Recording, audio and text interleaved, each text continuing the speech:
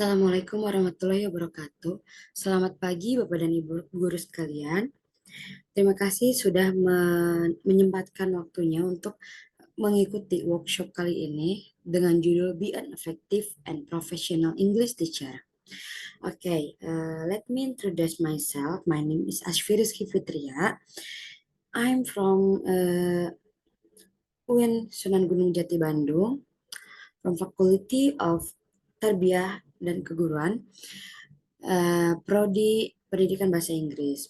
Oke, di sini saya akan menjelaskan tentang step-step atau cara-cara how to be an effective and professional English teacher. Di sini saya mempunyai beberapa step ya. Untuk yang pertama, passion for English. Tentu kita tuh harus punya passion ya untuk uh, menghadapi murid-murid yang mempelajari bahasa Inggris. Kita mengajarkan tentang Apple itu tidak cuma mengajarkan tentang Apple. Kita tuh harus mengajarkan detail kayak this is an apple. Ya, dan murid-murid juga harus tahu arti this is an apple itu apa dan tidak hanya apple saja. Mereka tahu this is an apple tuh ini adalah sebuah apel. Dan kita juga harus bisa bedain apa n itu dipakai untuk apa dan itu dipakai untuk apa. N itu kan dipakai untuk huruf vokal ya. Untuk vocab sebelumnya sesudahnya yang vokal kayak an apple kan apple gitu. Terus misalnya kalau itu kayak huruf alfabet biasa kayak a car, a motorcycle, a house gitu. Itu tuh sebuah passion di dalam mengajar bahasa Inggris. Communication skill. Nah, selain passion itu, kita harus mempunyai communication skill. Jadi guru tuh sepertinya hal yang harus pura-pura ya, serba pura-pura. Kita pura-pura ngerti, kita pura-pura bahagia, sebenarnya kita lagi ada masalah apa di belakangnya. Nah, communication skill itu sangat mempengaruhi mood kita. Misalnya kita tuh moodnya lagi berantakan banget. Nah, pas masuk kelas tuh mood berantakan itu ke bawah. Tuh nggak bisa karena bakal bikin muridnya tuh ikutan moodnya turun. Jadi nggak mau males belajar bahasa Inggris. Apalagi bahasa Inggris sekarang kan kurang diminati. Nah, itu kita tuh harus bisa communication yang baik. A good communication, a good interaction between teacher and students. Komunikasi itu harus banget, penting banget. Confidence in lesson planning. Kita misalnya, ini tuh misalnya kita udah punya lesson plan. Nah, waktu di kelas, kita tuh tiba-tiba ragu sama apa yang kita planning sebelumnya. Misalnya kita semalaman tuh belajar tentang color. Kita tuh tiba-tiba pas di kelas tuh ragu. Ini apa bener ya materinya? Ini emang beneran kayak gini ya contohnya. Kita tuh percaya diri aja, percaya diri aja pokoknya. Seperti poin pertama, jadi guru itu harus pura-pura ngerti, pura-pura beneran, pura-pura percaya diri, padahal emang kita lagi insecure banget gitu. Kita harus confidence, kita harus tahu tujuan kita mengajar di hari ini tuh kita mengajar color. Kita nggak boleh tuh tiba-tiba ragu belajar ngajarin color, mau ngajarin tentang fruits nggak bisa, itu kan udah kita planning dari malam. Nah, makanya waktu kita planning sesuatu tuh pas malam tuh kita harus mempunyai banyak referensi. Misalnya kita ragu buat nyampein this banana is yellow color. Kita ragu tuh sama contoh itu. Kita harus punya contoh lain. A car in front of house is red color. Misalnya gitu. A rainbow is red. pokoknya disebutin nama-nama rainbow tuh. Kita harus banyak referensi juga jika kita eh, apa ragu sama apa yang kita planning itu. Dan makanya itu banyak literasi ya, Bapak dan Ibu guru. Itu pentingnya literasi itu kita bikin kita percaya diri untuk mengajarkan sesuatu. Selanjutnya empathy and patience. Ini wajib banget karena kita sebagai guru itu kita harus empati, kita harus merangkul siswa.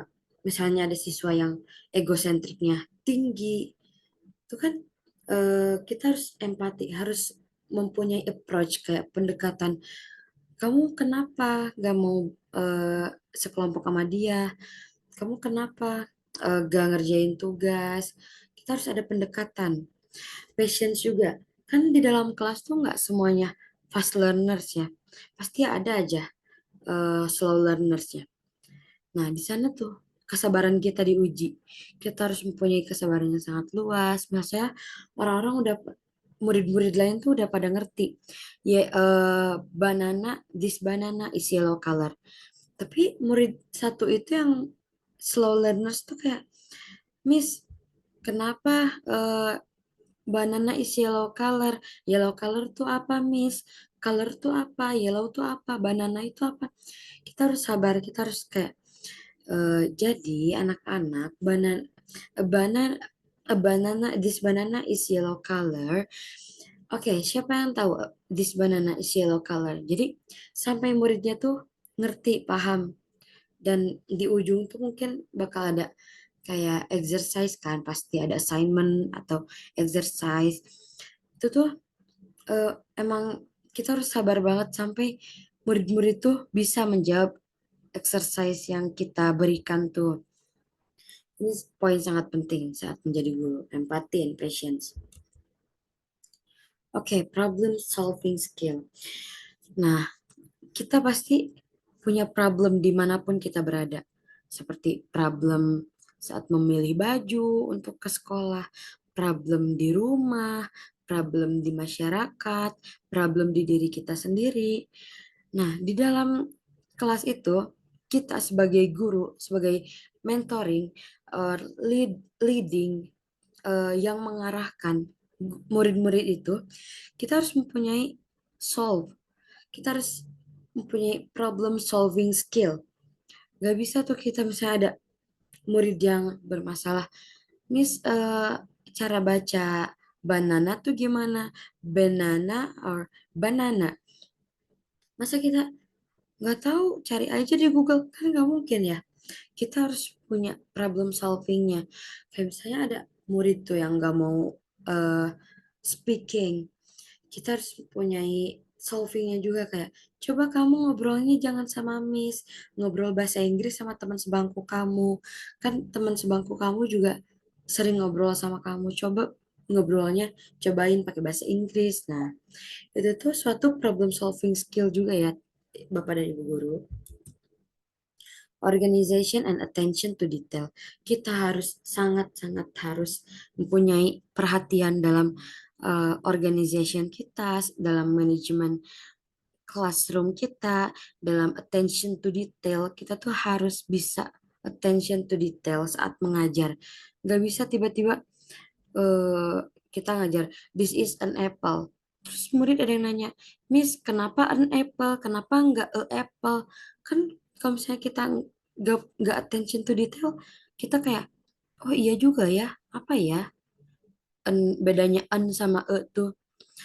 Nah, di sana tuh murid pasti banyak tanya, pasti banyak tanya.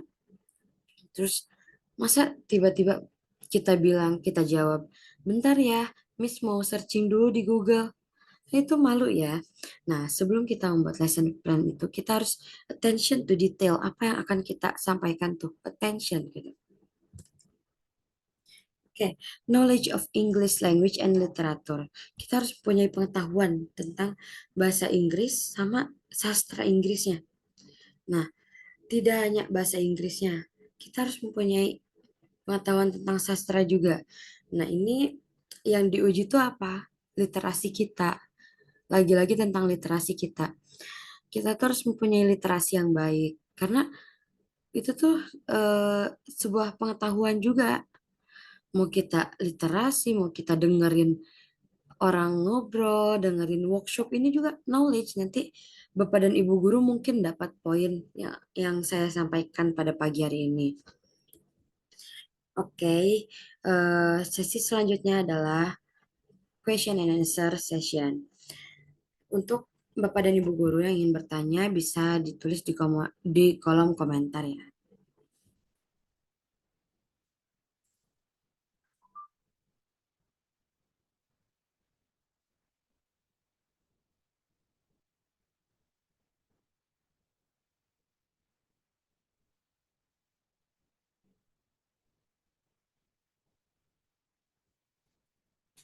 Baik, mungkin cukup sekian bukan materi, sharing saya tentang be an effective and professional English teaching itu bagaimana. Semoga Bapak dan Ibu guru bisa meng-highlight poin-poin yang saya sampaikan tadi.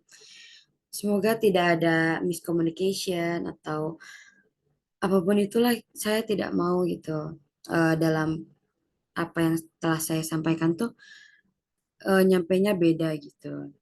Semoga bermanfaat. Mohon maaf untuk segala kekurangannya karena saya juga masih belajar. Terima kasih atas perhatiannya. Wassalamualaikum warahmatullahi wabarakatuh.